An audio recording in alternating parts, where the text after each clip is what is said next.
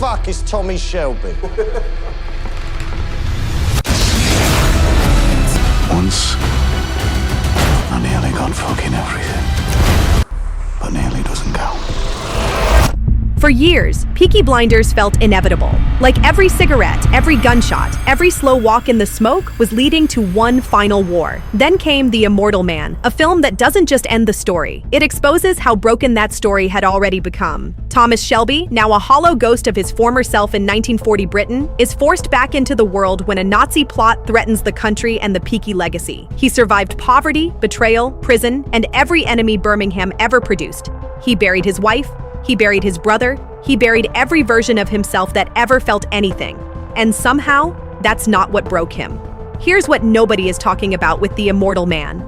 The real story isn't the war. It's the psychology of a man whose empire survived everything, except grief. The Immortal Man isn't a war film. It's a psychological autopsy of a man who survived everything life threw at him and was completely destroyed by the one thing life didn't warn him about: grief. The kind that doesn't announce itself.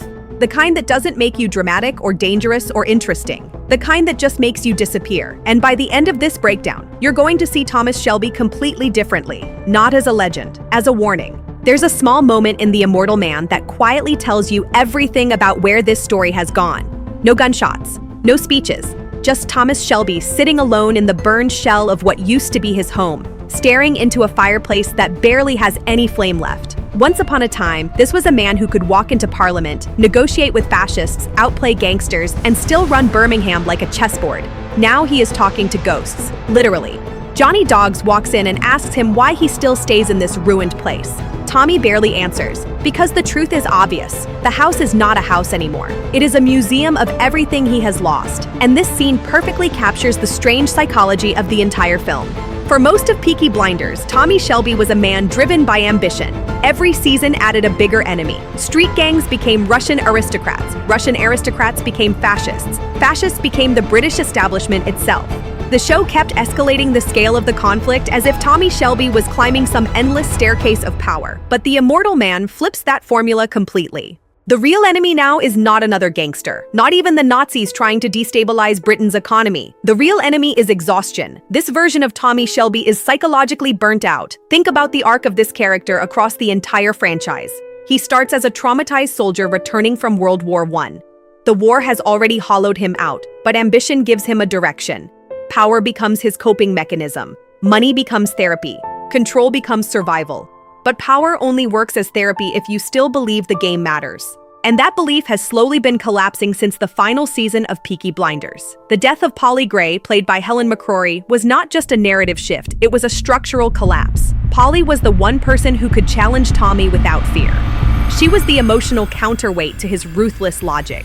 Without her, the Shelby family stopped feeling like a family and started feeling like a corporation run by a man who no longer wanted the job. And The Immortal Man leans heavily into that absence. You can see it in the way Tommy interacts with everyone around him. Conversations feel shorter, colder, detached. Even when he meets his son Duke, who is now running the Peaky Blinders, there is no warmth in the interaction. It feels more like a CEO inspecting a company he once built and quietly abandoned. Which leads to one of the film's most fascinating psychological ideas. Tommy Shelby has always believed he was immortal. Not literally, of course, but psychologically. Throughout the series, he behaves like someone who has already died once in the trenches of World War I. And when someone believes they have already died, fear loses its power. That's why Tommy Shelby could walk into impossible situations and come out alive. Because part of him genuinely did not care whether he survived. But here's the twist the film introduces. What happens when a man who thinks he's immortal finally runs out of reasons to live? That question sits underneath almost every scene in the first half of the movie. Tommy is not plotting his next empire. He is not chasing revenge. He is barely even reacting to the world around him. He is simply existing. And that, psychologically speaking, might be the most terrifying version of Thomas Shelby we have ever seen. If you look at The Immortal Man purely as a gangster film, something feels off almost immediately. The pacing feels slower. The power plays feel smaller. Even the violence feels strangely muted compared to what Peaky Blinders trained us to expect. But here's the strange possibility that makes the film far more interesting. What if The Immortal Man isn't really a gangster story at all? What if it is actually a psychological autopsy of Thomas Shelby? Think about how the film frames Tommy from the very beginning. The first time we see him, he is not leading men, making deals, or planning strategies. He is isolated, surrounded by ruins, haunted by memories of his daughter Ruby and the life he once built. The camera lingers on his stillness. The silence around him feels heavy. This is not the introduction of a crime lord. This is the introduction of a ghost. And that's where the film quietly flips the mythology of the Peaky Blinders universe. For 6 seasons, Tommy Shelby was framed like a legend in the making. The man who outsmarted everyone. The man who turned war trauma into power. The man who walked through fire and somehow always came out alive. But legends are usually told from the outside. The immortal man tells the story from the inside. And from the inside, Tommy Shelby doesn't look like a legend anymore. He looks like a man who built an empire to outrun his own mind. There is a fascinating psychological concept called goal displacement. It happens when someone starts chasing bigger and bigger goals, not because those goals matter, but because stopping would force them to confront something uncomfortable inside themselves. That idea explains almost the entire trajectory of Tommy Shelby. Every season of Peaky Blinders pushed him toward bigger ambitions, political influence, international deals, power that extended far beyond Birmingham. But if you look closely, those ambitions never seemed to make him happier or more fulfilled. They just kept him busy enough not to think, busy enough not to think, busy enough not to remember the trenches, busy enough not to feel the weight of the people he had lost. But in The Immortal Man, that escape route is gone. The empire has already reached its peak. The Shelby family has fractured. The war in Europe has grown so large that even someone like Tommy Shelby looks small compared to it, which creates a strange inversion. For the first time in the entire franchise, Tommy Shelby is not controlling history. History is controlling him. The arrival of the Nazi conspirator Beckett, played with Icy Menace by Tim Roth, is not framed as a typical Peaky Blinders villain arc. In earlier seasons, Tommy would study an enemy, manipulate the situation, and slowly tighten the trap. The narrative always positioned him as the strategist, but here the conflict feels more like gravity. The World War is pulling everyone into its orbit whether they like it or not. Even the Peaky Blinders are just another piece on a much larger board. And that shift subtly dismantles the myth of Tommy Shelby as the ultimate puppet master, because the truth the film suggests is uncomfortable. Tommy Shelby was never really controlling the world. He was just very good at surviving inside chaos. And once survival stops being the goal, the entire identity he built begins to collapse. There is another strange angle to The Immortal Man that makes the film feel very different from the series. For 6 seasons, Peaky Blinders operated on a very simple emotional engine. Family. The Shelby family was chaos, betrayal, ambition, loyalty, addiction, and violence all mixed into one volatile machine. But it worked because there was always friction. Arthur Shelby was unstable. Holly Gray was strategic and fearless. Ada challenged the family's ideology. Even minor characters had strong gravitational pull around Tommy. The result was constant tension.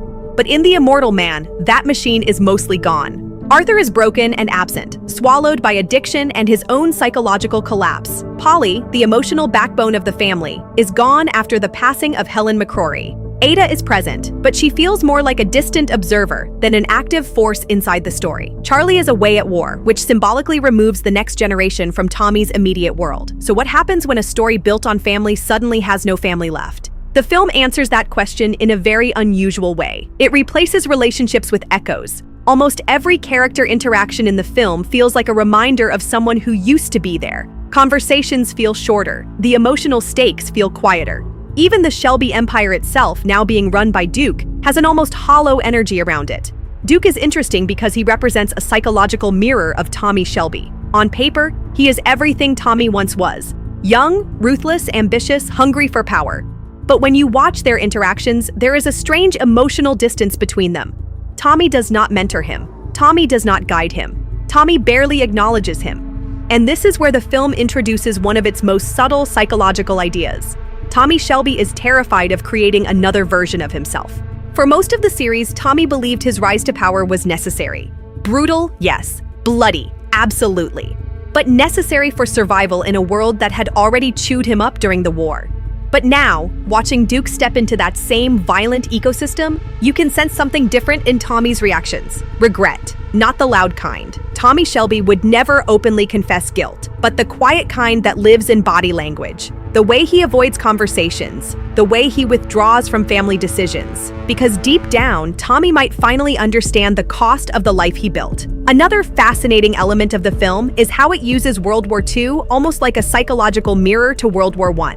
The trenches of the First War created Tommy Shelby. They carved out the cold strategist who could compartmentalize emotion and treat human lives like pieces on a board. But the Second War arrives when Tommy is already empty, which creates an unsettling contrast. The First War gave him purpose. The Second War exposes that he no longer has one, and that might be the most tragic arc the film quietly reveals. Tommy Shelby spent decades fighting enemies outside himself: gangsters, politicians, fascists, traitors. But the immortal man slowly reveals that the one enemy he never defeated was the war still happening inside his own mind. There is also something fascinating about how the immortal man handles mythology. Because by the time the original Peaky Blinders reached its later seasons, Thomas Shelby had essentially become a legend inside his own universe.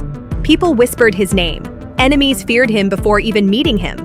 Politicians negotiated with him carefully, as if dealing with a force of nature rather than a man. And the show leaned into that myth-making beautifully. The slow walks through smoke. The music drops, the iconic silhouette of Tommy Shelby adjusting his cap before stepping into danger. But the immortal man does something very clever. It quietly dismantles the myth. Because when the film begins, that legend has almost faded from the world. The Empire still exists, yes. The Shelby name still carries weight. But Tommy himself is no longer standing at the center of it. Instead, he is hiding from it. And psychologically, that shift is huge. Legends need an audience. Power needs visibility. Influence needs presence. But Tommy Shelby in this film has removed himself from the stage completely. He is living in isolation, surrounded more by memories than by people, which forces the film to ask a strange question. What happens when a legend outlives the world that created it?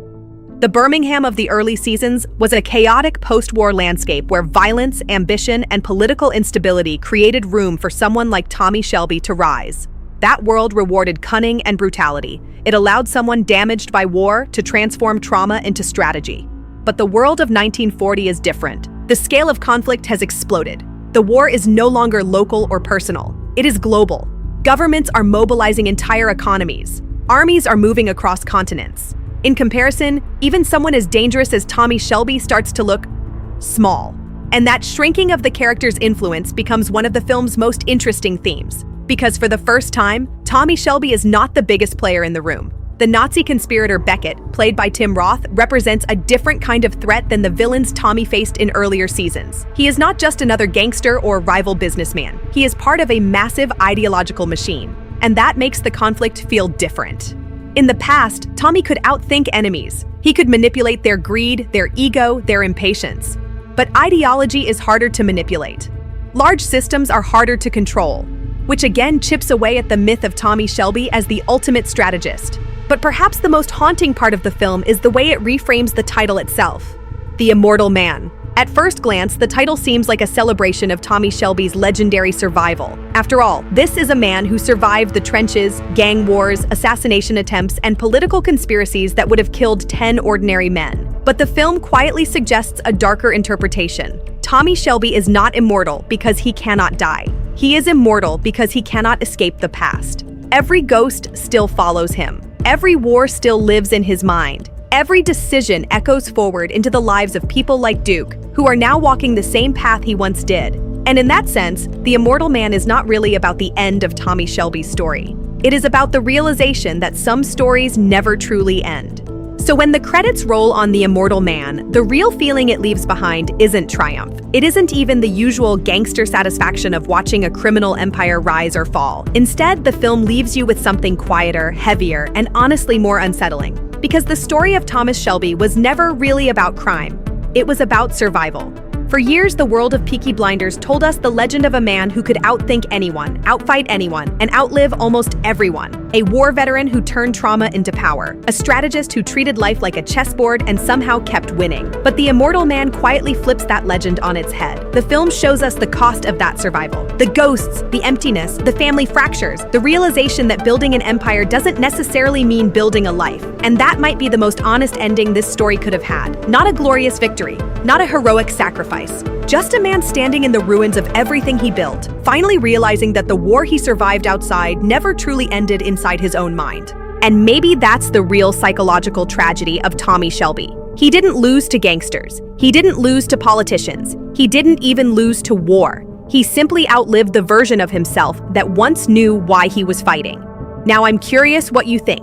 Did the immortal man give Peaky Blinders the ending it deserved, or did the story actually end years earlier when the heart of the Shelby family disappeared?